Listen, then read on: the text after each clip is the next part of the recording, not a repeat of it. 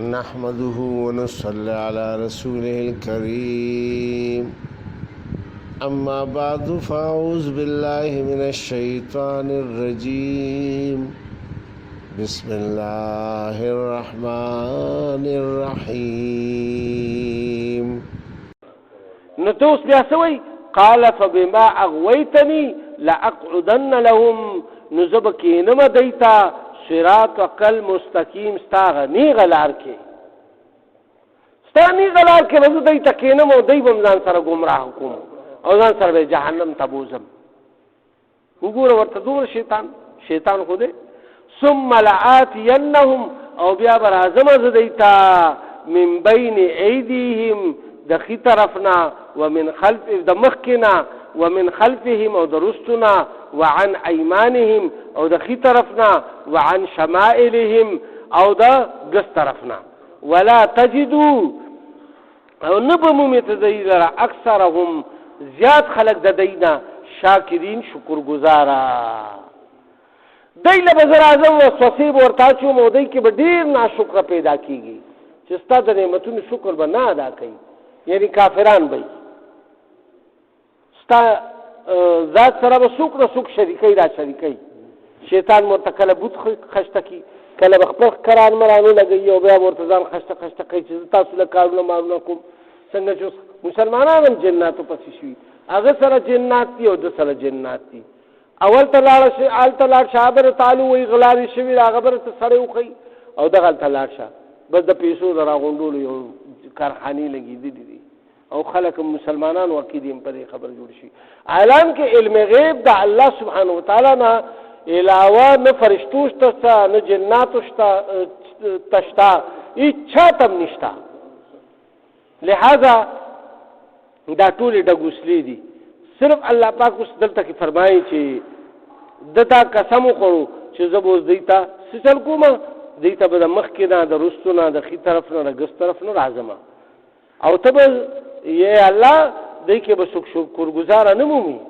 زیات خلق به چې کوي لک خلق به باندې بچکی استاسو په کرم باندې په مهربانه باندې. نو بیا ورته الله پاک فرمایي قال اخرج الله وتعالى فرمایي چوزا منها تدی زینا مزعوما مدحورا ذلیلا او رسوا شوی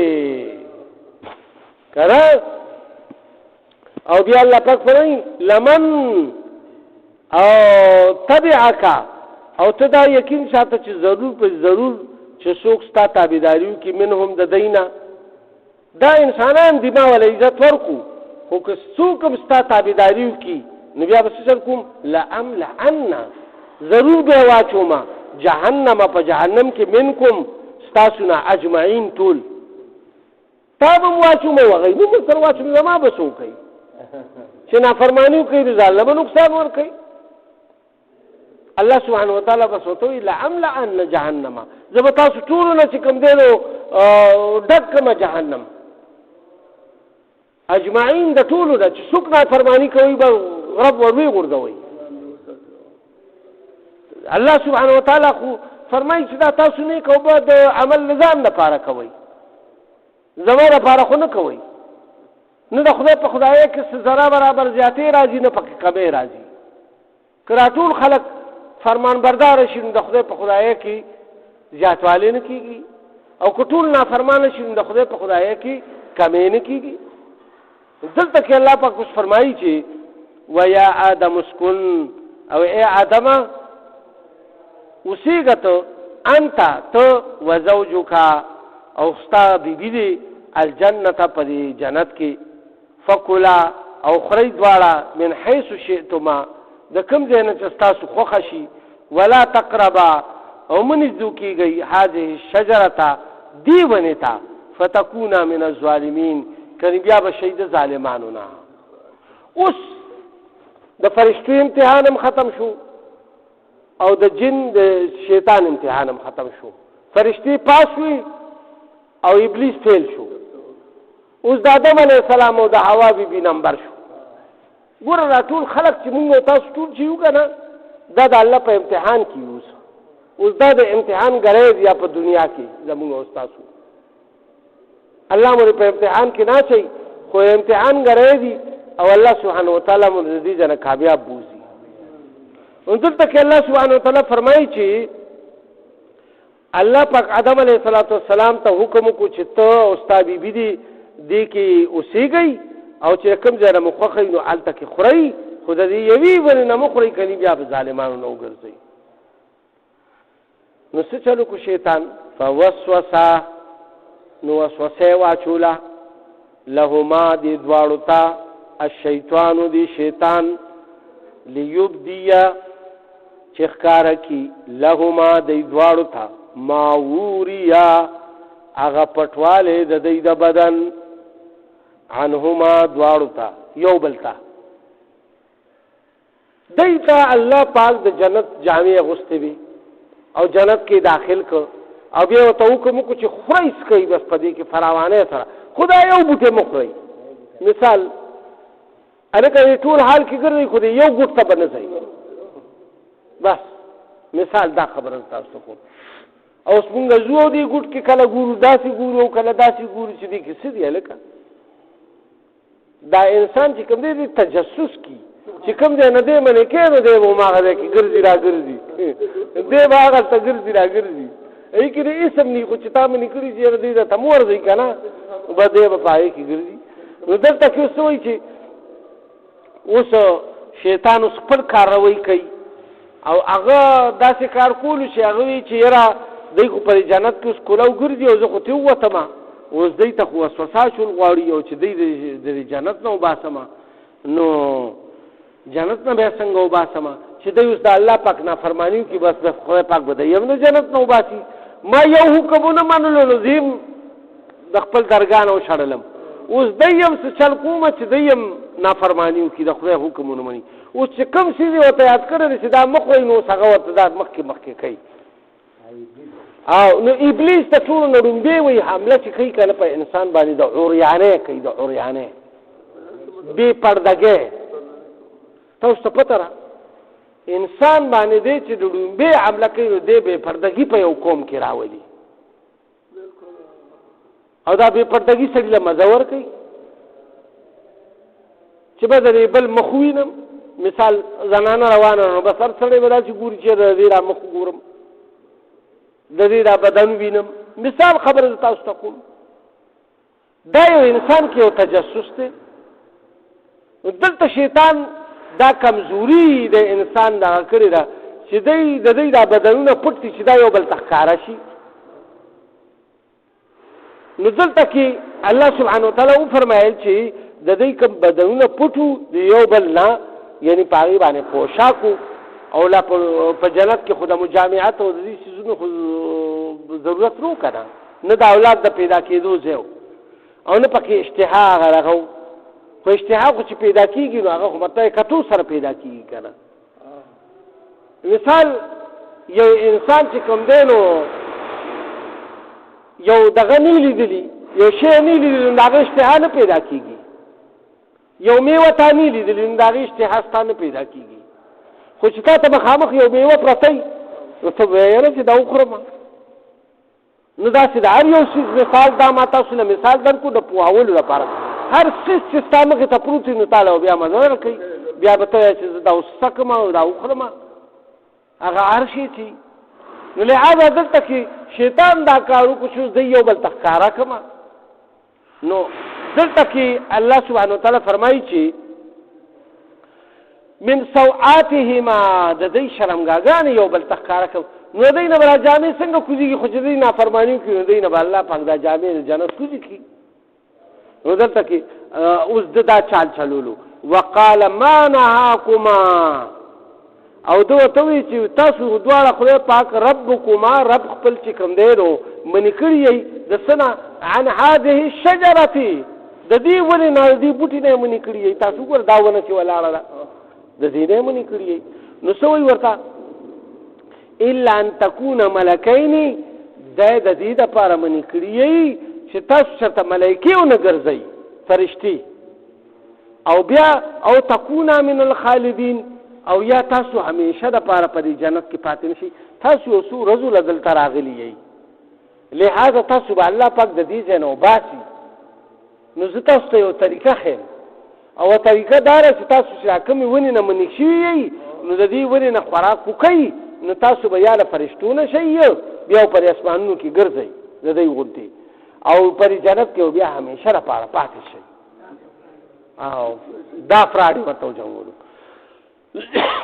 پای په چرته باور کولو ایوته مونږ الله پاک باندې کړیو نو وای دې د بوډا سړی په شکل کې شو او ډیر بزرګ ځان جوړ کو د بزرګانو په خبره خلک عمل کوي کنه وای لکه بزرګ سړی و ډیر نو دې ګور بعد وخت د بزرګانو په ولیه کې راځي خو چې د شریعت نه خلاف خبره ته بزرګ هم کوي نو نه به امانای دام شیطان وی چې د بزرګې په شکل کې تا گمراه کوي نو دلته کې الله پاک فرمایل چې اوس دې دوته سوق وقاسمهما او قسمونه وخړ دویتا دواړو ته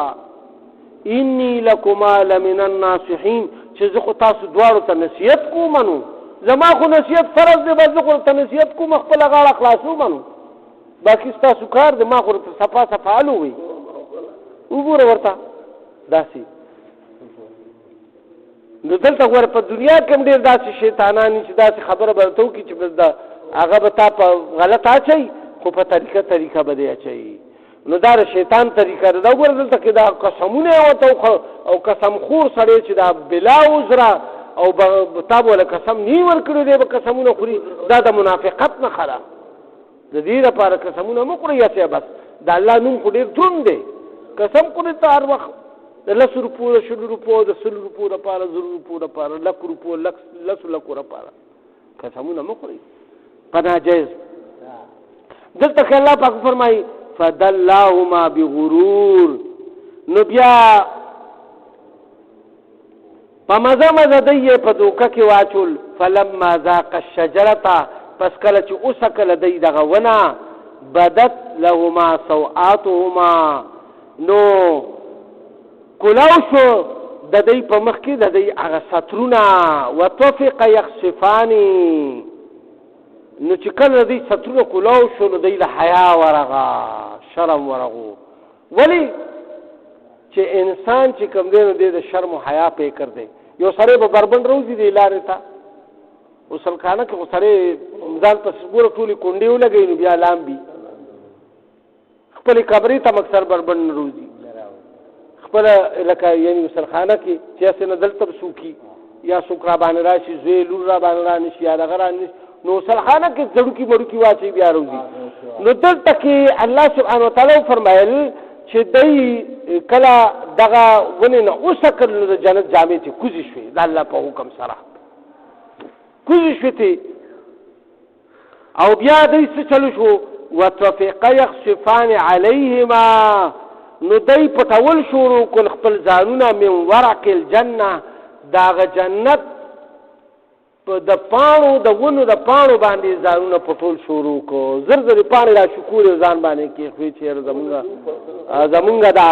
د ونو ذکر خدای نه کړی خو بس من ورق الجنه کنه نو دای هغه ورقونه د جنت د ونو یعنی راغونډول شروع کړ او هغه په ځان باندې لګول چې زمونږه لا شرمګاګانی پټ شي وناداهما نو پدې کې ورته आवाज شو ربهما د رب خپل طرفنا د رب د طرف ورته आवाज شو علم انحكما ايام نوې من کړي ما تاسو دواړه دې خبرې نه چې مخوي دې ونی راشه ان تلک کوم الشجره د دې ونی د خوراک نه واقول لكما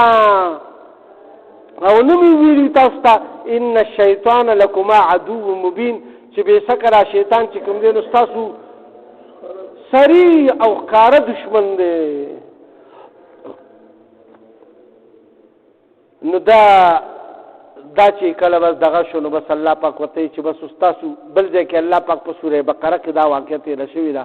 چې الله پاک بیا ورته چې بس تاسو ټول کوم شي د دې ځای نه جنتونو نه کوم شي آدم علیه السلام حوا بیبي شیطان او دا څومره سيزونه چې دا ټول الله پاک په ځوکه تراکوس کو د سزا په تور باندې دی یو ځای کې او بل ځای کې کوس کو داغي مقام نه دی ښودلی شوی خو لکه لرې لرې کوز کړ دا دې دپاره چې دوی ته لږ سزا میلاو شي بیا هلته الله پاک د دې کلمې ذکر نه دی کړی خو هلته الله سبحانه وتعالی صرف دومره فرمایلي دي چې مونږ دوی ته بیا کلمې وښولې چې هغه کلمه به آدم علیه السلام او حوا بیبي وي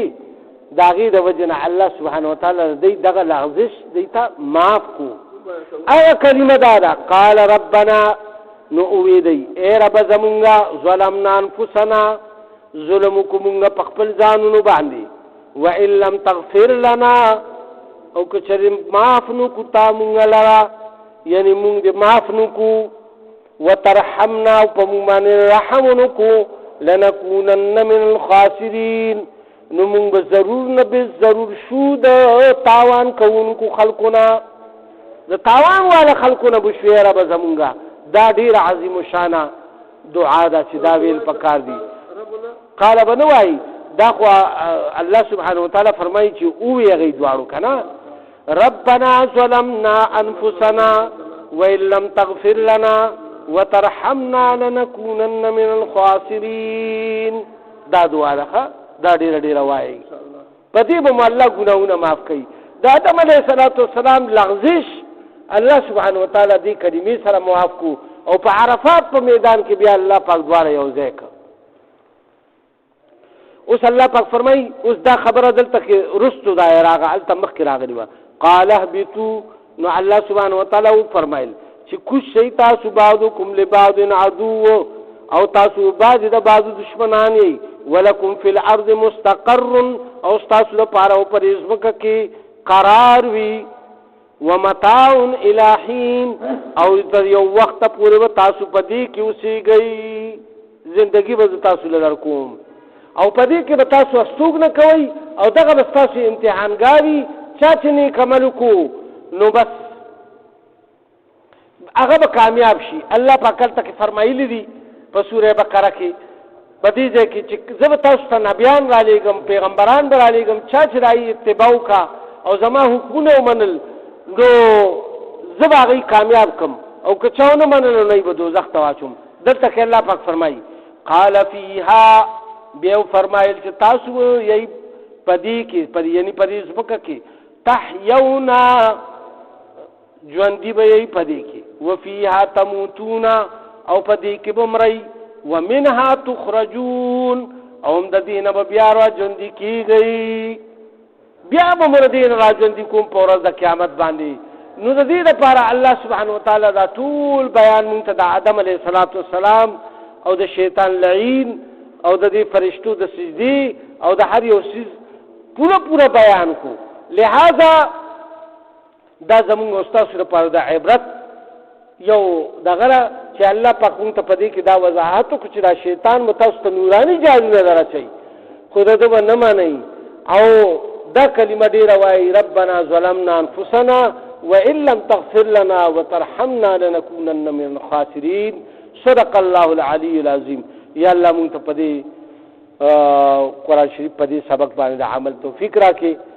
او یا الله که په دې کې په معنا او په مفهوم کې زموږ نه څه کمې او زیاتې شوي وي یا الله د هغې معافي مونږ ته وکړي او یا الله زموږ دا ناسته په خپل درګاه قبول او منظوره کړي مونږ سره رحم کرم والا معامله په دنیا او په آخرت کې وکړي داسې کارونه رانه والي چې ستاسو د رضا او د لقا او د قرب سبب جوړ شي په مونږ کې په کورونو هسپتالونو کې څومره بیماران دي مؤمنان مسلمانان شفایاب کې څومره قرضداران دي یا الله د قرضونو نه اخلاص کړي د چا څه شرعي حاجتونه دي یا الله د خپل غیبي خزانونه ورته پوره کړي د حق ولاړو د رزق فراز سبب د ټولو مؤمنانو مسلمانانو په خپل کور کلي وطن باندې وکړي زمونږ آبا او اجداد خپلوان ټول مؤمنان مسلمانان چې تر اوسه پورې وفات شوي د ټولو مغفرت وکړي او دا راتلونکي منزلونه یا الله مونږ ته بسان کړي او په آخر کې په خوله او په ژبه باندې یا الله دا عظیم الشانه کلمه جاری کړي چې لا اله الا الله محمد رسول الله صلی الله علیه وسلم